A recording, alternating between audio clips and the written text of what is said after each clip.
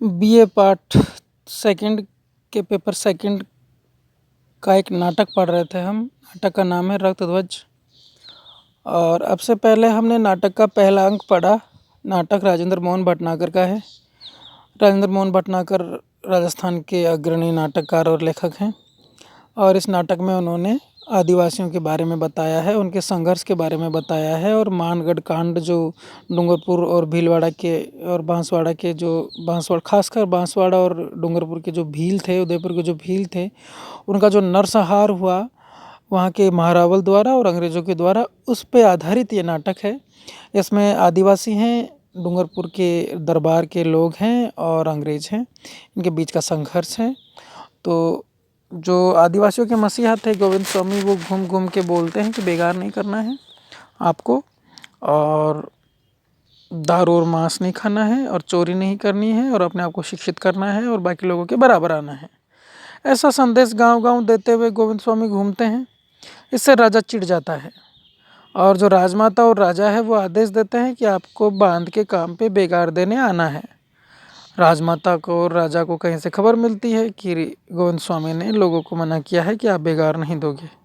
इसकी काट के लिए, इसका विरोध के लिए राजा दो तांत्रिकों को भेजता है ताकि जनता में विरोध भी ना हो, विद्रोह भी ना हो। क्योंकि जनता गोविंद स्वामी की बातों को बहुत ध्यान से सुनती है और फॉलो करती है और मानती है। और गोविंद स्वामी की दीवानी है जनता, और गोविंद स्वामी जैसा कहेगा जनता वैसा ही करेगी। तो गोविंद स्वामी को लोग ईश्वर का अवतार भी मानते थे। तो इसकी काट, इसका विरोध इसी स्तर पर किया गया। दो तांत्रिकों को भेजा गया और धर्म का जो डर था, जो धर्म भीरुता थी, उसको भुनाया गया राजा के द्वारा। राजा के दो आदमी आते हैं, झूठा पाखंड रचते हैं, भूत वर्तमान और भविष्य को जानने का दावा करते हैं और कहते हैं कि हमने आपका फ्यूचर देख लिया है, आपका गांव नष्ट होने वाला है। इसमें डाकनियाँ और तांत्रिक और प्रेत और पिशाच आ गए हैं, और आपका गांव तभी खत्म होने से बचेगा जब आप राजा की बात मानोगे। जो बांध बन रहा है ये देवी माँ का आशीर्वाद है, उसी की वजह से बन रहा है। राजा भी देवी माँ का काम ही कर रहे हैं, कोई आपसे बेगार नहीं ले रहे। ये तो देवी ने दिया आदेश, उसी का काम कर रहे हैं।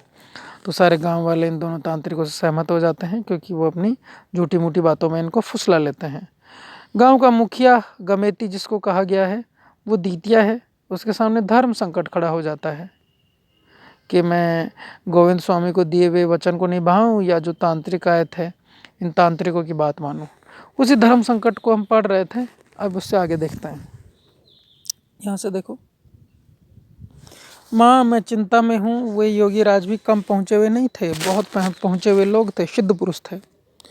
दीतिया जो गमेती है और चीमी जो उसकी माँ है, इन दोनों के बीच संवाद चल रहा है, बातचीत चल रही है।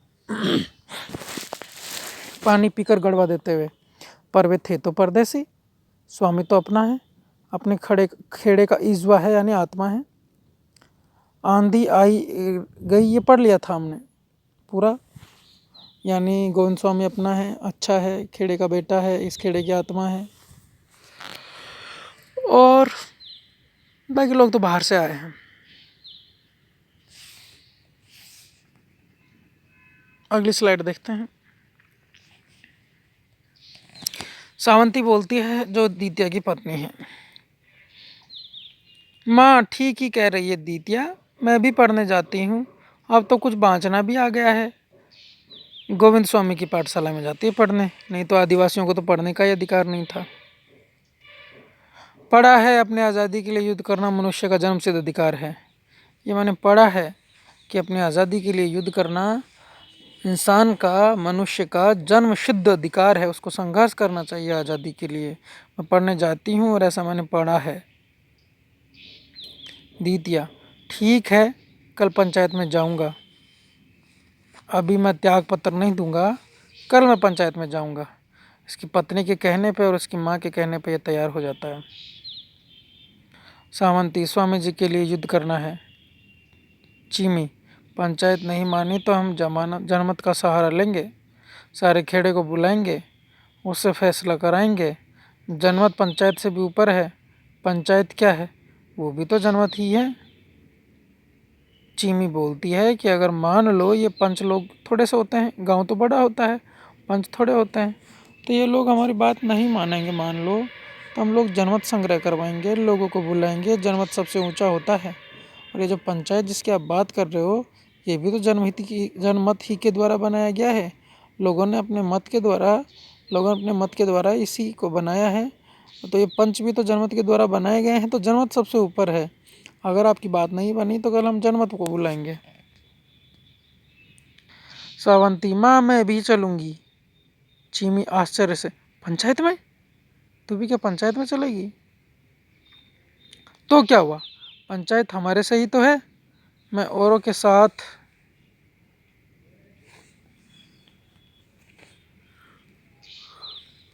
अगली स्लाइड देखते हैं। 13वीं ले आऊंगी, कल हमारी पाठशाला वहीं लगेगी। हमारी पाठशाला वहीं लगेगी कल, जहाँ पंचायत हो रही है वहाँ पे। एक बार स्वामी जी ही ने पाठशाला में कहा था कि पढ़कर हमें अपने आप को, अपने खेड़े को और अपने समाज को पहचानना है। मोह अंधकार है, मोह नहीं रखना है। पंचायत हो तो उसमें हमें जाना चाहिए, उसे देखकर उसे सुनकर समझना चाहिए, ऐसा गोविंद स्वामी ने हमें कहा है। चिमी, दीत्या बेटे कुछ सुन रहा है अपनी लाड़ी की कितनी होशियार हो चली है? सुन रहा है कि तेरी पत्नी कितनी होशियार हो चली है, ये बड़ी बड़ी बातें करने लग गई है? ऐसा क्यों हुआ है? ऐसा हुआ है पाठशाला जाने से, गोविंद स्वामी की शिक्षाओं से। तो गोविंद स्वामी देखो कितना अच्छा है हमारे लिए।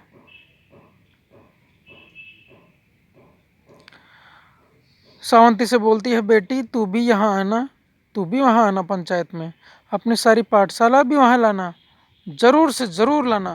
तो आपको आना है, ऐसा नहीं है कि स्त्रियाँ केवल घर में ही पड़ी रहेगी, आपको बाहर भी आना है और ज़रूर से ज़रूर आना है आपको। सावंती, माँ ऐसा ही होगा, इनसे बोलो ना माँ कि शेर अकेला ही चलता है, वो भेड़ों की तरह झुंड में नहीं चलता। ऐसा ही होगा माँ, मैं सबको लाऊंगी। और आप भी अपने बेटे को समझाओ कि शेर तो अकेला ही चलता है और भेड़ों की तरह झुंड में नहीं चलता। और खुद के पति के लिए बोल रही है कि आप तो शेर के जैसे हो, शेर तो अकेला ही चलता है, भेड़ों की तरह झुंड में नहीं चलता। प्रोत्साहित कर रही है खुद के पति को। और ये समझदार भी हो गई है और ये बोलती है कि आज़ादी से रहना हमारा जन्मसिद्ध अधिकार है। और ऐसा क्यों हुआ है? शिक्षा के कारण। और शिक्षा किसने दी है इसको? गोविंद स्वामी ने। द्वितीया, कुछ हमारे विरोधी भी हैं माँ, कुछ लोग हैं जो मेरे विरोधी भी हैं माँ पंचायत में। सावंती बोलती है बीच में ही। इसकी पत्नी बोलती है, माँ विरोधी किसके नहीं होते, विरोधी तो सबके होते हैं। गुलाब के भी फूल का विरोधी खुद उसके साथ होगा, उसका सगा भाई कांटा है। उदाहरण देती है गुलाब का भी तो विरोधी उसका भाई ही है, जो गुलाब के फूल के नीचे रहता है, कांटे लगे रहते हैं पेड़ में। विरोध होने से ही सद्मार्ग की ओर बढ़ा जा सकता है। जब विरोध होता है तभी अच्छे रास्ते में पकड़े जा सकते हैं, क्योंकि गलत रास्ते पे वो आपको जाने से रोकता है। जैसे हमारे देश में सरकार का विरोध होना जरूरी है, क्योंकि इसी से सरकार ठीक मार्ग पर चलेगी, ठीक रास्ते पर चलेगी। इसलिए विरोधी दल की भूमिका, विपक्षी दल की भूमिका होती है सरकार को सही रास्ते पर चलाए रखे वो। उसी से बढ़ने की ताकत मिलती है, गुलाब का फूल इसी बात का प्रमाण है। तो इसकी सास बोलती है, सावंती तू धन्य है कि तू इतनी अच्छी अच्छी इतनी बड़ी बड़ी बातें कर रही है, तो धन्य है। और विरोधी किसके नहीं होते, कुछ को पति को समझाती है ये। विरोधी तो गुलाब के भी हैं, जो फूल है उसके कांटे उसके साथ उगे हुए उसके भाई, जिसको कहा है कांटे ही उसके विरोधी हैं। चीमी बोलती है, अपनी लाडी शेरनी है बेटा, अब तू। इसकी बात काटती जाती है। माँ कल देखना कि मैं क्या करता हूँ, डाकन शाकन सब भगा दूंगा। अब जो द्वितीया है वो गाइडेड मिसाइल है, समझो, या समझो कि ये समझ आ गई है अपनी पत्नी और अपनी माँ के द्वारा, इसके भ्रम दूर हो गए हैं। तो अब ये बोलता है कि देखो माँ, अब मैं कल क्या करता हूँ, उस पंचायत में कोई डाकनिया साकनिया नहीं है, सबको भगा दूंगा मैं। कौन देता शिक्षा? पत्नी और माँ। सावंती, वे अकेला होने पर भय उपजाती हैं, डाकनिया शाकनिया अकेला होने पर डर पैदा होता है इनसे। सावंती, मैं अकेला होने पर भय उपजाती हैं, लाडी कहीं न कहीं डाकन शाकन है, न कोई भूत प्रेत, सब मन का भरम है। देखो ये बुजुर्ग महिला है, अनपढ़ है, लेकिन इसमें कितना समझ है, कितने दिमाग है। ये बोलती है कि लाडी कहीं कोई डाकन शाकन और भूत प्रेत नहीं है, ये तो सब क्या है, मन का भरम है, कहीं कोई डाकन साकन नहीं, कहीं कोई भूत पिशाच नहीं है। और ये सब कौन बोल रहा है? एक अनपढ़ औरत, दित्या की माँ बोल रही है। सब तो हमारे मन का भरम है। सावंती, माँ बरखा बरखा यानी बारिश हो रही है। आश्चर्य से, अरे हाँ री बरखा, अरे हाँ बारिश हो रही है। दित्या, पहली बारिश? ये खेड़े पर प्रभु की कृपा का प्रसाद है। अब से पहले देखो, ये बात चल रही थी इनके बीच में विरोध की, और पंचायत का विरोध करने की, और राजा का विरोध करने की, गोविंद स्वामी का समर्थन करने की। इतने में बारिश आ जाती है। शुभ संकेत है। और बारिश का तो समर्थन हमारे देश में सभी जगह पे होता है, सभी समाजों में होता है। और अमृत माना गया है बारिश को। भारत कृषि प्रधान देश रहा है, और यहाँ पे बारिश का आना शुभ संकेत माना गया है। तो ये खेड़े पर प्रभु की कृपा का प्रसाद है, और बारिश को प्रभु ईश्वर की कृपा का प्रसाद माना जाता था, उसका आशीर्वाद है। ऐसा माना ही जाता था कि ये ईश्वर का आशीर्वाद है। खुश होकर चीमी बोलती है, लाड़ी जा ढोलक तुला, लाड़ी का प्रस्थान। आदिवासी लोग तो दिल के फक्कड़ होते हैं, मस्त मौला होते हैं, हर छोटी छोटी बात में खुशियाँ ढूंढते हैं। तो इसकी सास बोलती जा ढोलक ला, पहली बारिश आई है, अब नाचेंगे कूदेंगे गाएंगे। दित्या, कल स्वामी जी आ रहे हैं। चीमी, प्रभु ने उनके आगमन पर प्रसन्नता जाहिर की है, इसीलिए तो ये बारिश आई है। ये कितने महान हैं कि उनके आने पर बारिश आई है। दित्या, सच में माँ, वे महान हैं, अवतारी पुरुष हैं। इसकी आंखें खुल जाती है।